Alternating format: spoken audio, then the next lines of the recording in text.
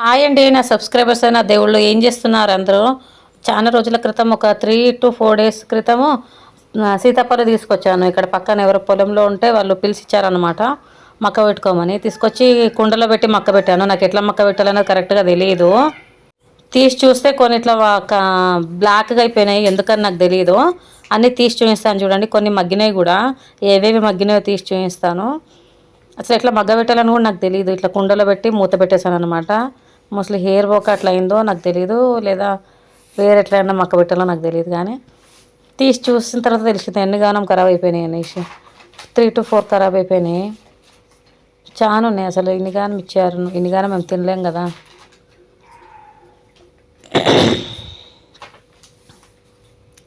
చూడండి తీస్తున్నాను. ఇంకొన్ని ఉన్నాయి లోపల అనేసి చేతేసి తీస్తున్నా. అయిపోయినాయి, కాలు అయిపోయినాయి. ఇప్పుడు ఇందులో పండినవి ఏవో పాడైపోయినాయేవో చూద్దాము. చూడండి ఇవి 2 పండు పాడైపోయినాయి. ఇంకా ఇగో ఇది కూడా పాడైపోయింది.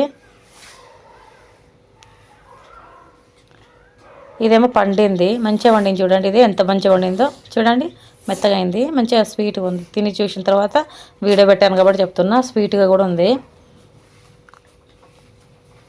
ఇది మగ్గలేదు, ఇది కూడా మగ్గలేదు, ఇది కూడా మగ్గలేదు, ఇది కూడా మగ్గలేదు. మగ్గింది మగ్గింది ఇలా చూసుకొని చెక్ చేసుకోవాలి. చెక్ చేసుకొని ఏవి మగ్గినాయో అవి తీసి సపరేట్గా పెట్టుకుంటున్నా. చూడండి ఇది కూడా మగ్గింది, ఇది కూడా మగ్గింది. ఎన్ని పండ్లు మగ్గాయి చూడండి. ఇవి మగ్గలేవు, ఇంకా రేపు మగ్గేలా ఉన్నాయి. అన్నీ మెత్త మెత్తగా ఉన్నాయి. రేపు మగ్గేలా కొన్ని ఉన్నాయి, ఎల్లుండి మగ్గేలా కొన్ని ఉన్నాయి.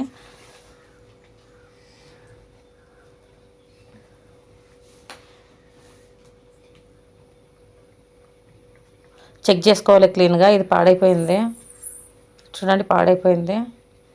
ఇవి పాడైపోయినాయి, ఇవి మగ్గలేవు, అవి మగ్గినాయి. ఇవి చూడండి. ఇవాళ మా ఫుడ్ ఏంటంటే మా ఇంట్లో చపాతీ, ఆలుగడ్డ కూర, మిరపకాయల కారం, అంటే పచ్చిమిరపకాయల కారం.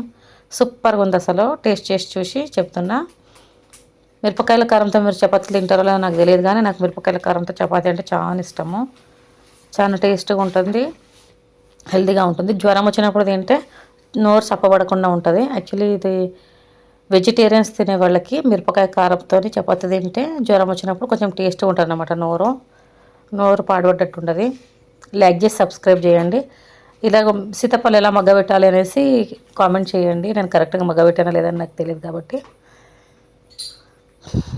కొత్తగా ఛానల్ చూస్తున్న వాళ్ళైతే సబ్స్క్రైబ్ చేసుకొని లైక్ చేసుకోండి. రోజు లైవ్ వస్తూ ఉంటాను, మీరు లైవ్ జాయిన్ అయ్యి మాట్లాడవచ్చు నాతో. రోజు సాయంత్రం లైవ్కి వస్తూ ఉంటాను కాబట్టి.